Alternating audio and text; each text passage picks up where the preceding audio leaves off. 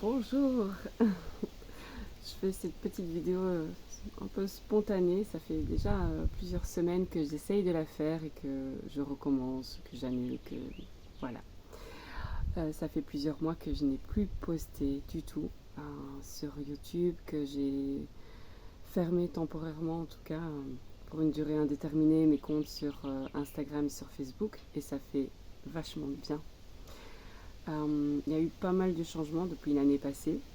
Depuis fin 2025, il y a eu énormément de changements et j'ai eu du mal en fait à me faire à cette nouvelle vie, cette vie un peu, ces contraintes matérielles que la vie m'a obligée un peu à prendre. Et c'est pas plus mal. Si vous me suivez depuis quelques années, vous avez pu comprendre que pour moi, suivre le chemin de l'âme, le chemin de ses rêves était important. C'était vital. Moi, c'est ma nourriture.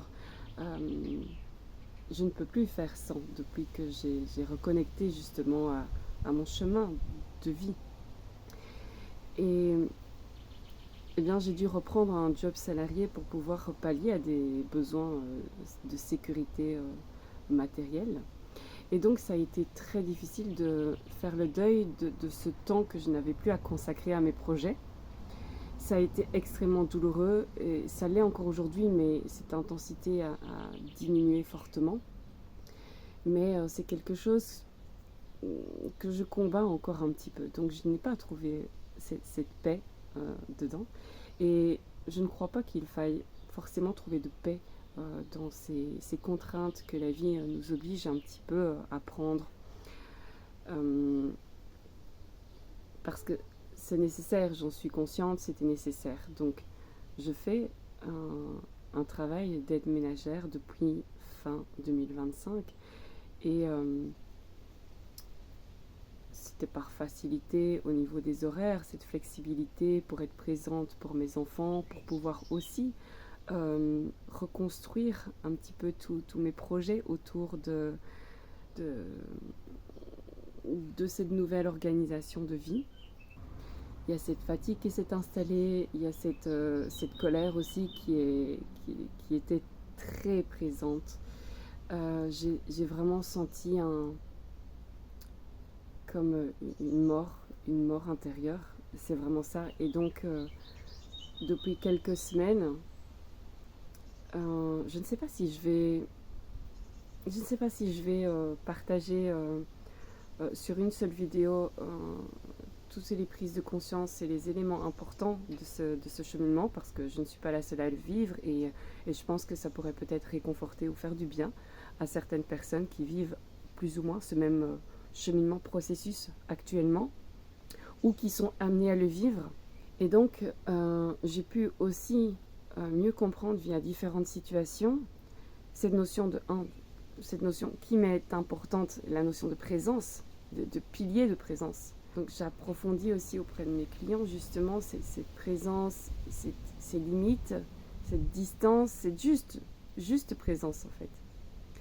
Et c'est pas de tout repos, notamment le travail physique aussi qui me permet de revenir encore plus dans mon corps et de revenir un peu dans la vie réelle, dans les obligations du quotidien. Parce que quand on est profondément connecté à son âme et qu'on évolue, mais plus sur ce chemin spirituel, à un moment donné, si on est attentif aux signaux de la vie, on va revenir progressivement dans son corps, dans sa vie, via soit comme une prise de conscience personnelle, soit par des événements que la vie va nous envoyer. Et donc, ça peut être douloureux si justement ce n'est pas une décision volontaire, personnelle, et si c'est subi. Et moi, ça a été subi parce que j'ai été en résistance pendant des années et parce que je me sentais enfin revivre. Je sentais enfin que j'avais ma place quelque part. Et donc, ça a été difficile d'accepter de revenir dans ce monde matériel, ce monde excusez-moi, mais c'est un peu vulgaire, ce monde d'endormi et ce monde déconnecté de l'âme. Et ça a été très très très violent. Mais dans ce monde d'endormis, il y a plein d'éveillés aussi. Et il y a plein de beauté. Et ces rencontres, parce que ce sont différentes rencontres, des rencontres de personne à personne, de rencontres de personne à expérience. Et je trouve ça fascinant, mais en même temps épuisant. Et j'ai été extrêmement fatiguée. Et donc, des notes, des idées, j'en ai à la pelle. Mon téléphone est rempli de notes sur plein d'idées de vidéos. Mon ordinateur est rempli de pages, de parcours, de programmes. Enfin, mon école en ligne se redessine aussi pour justement que ce soit beaucoup plus ancré et plus incarné dans la réalité du quotidien. C'est ça qui est important. C'est de pouvoir exercer le chemin de son âme, le but de son incarnation, mais dans une réalité très ancrée, très incarnée. Et quand on est désincarné, ou quand on s'est désincarné pour X ou Y raison, parce qu'on l'est tous à différents degrés et on revient tous dans son corps par paliers. On agrandit progressivement notre espace intérieur. Et ça, je reviendrai aussi là-dessus en vidéo. Parce que ça me manque et ça me nourrit. Et je sais que c'est ça qui va me faire tenir au quotidien. C'est ça qui va me permettre aussi de structurer et de faire pérenniser toute mon œuvre, l'œuvre que je suis venue apporter ici dans ce monde. Et c'est ce qui me donne à moi ma raison de vivre, ma raison d'être, et je l'ai mise totalement de côté. Je me suis aussi beaucoup occupée des autres et je me suis oubliée. J'ai oublié ce qui me nourrissait, mais j'ai pu approfondir aussi certaines nuances et certaines notions que j'aime tant partager, notamment cette notion de monde intérieur, de vérité, de sa propre vérité, de comment on perçoit la réalité. Et j'ai commencé à creuser aussi au niveau des maladies mentales.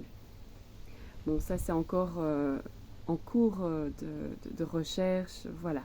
Il y a énormément, mais c'est quelque chose qui me passionne justement. Comment être soi dans ce monde. Mais c'est pas juste être soi, mais c'est comment arriver aussi à rencontrer les différentes réalités des autres, les différents mondes intérieurs des autres, tout en restant connecté à sa vérité, à son monde intérieur, pour ne pas être désaxé. Et c'est totalement perturbant.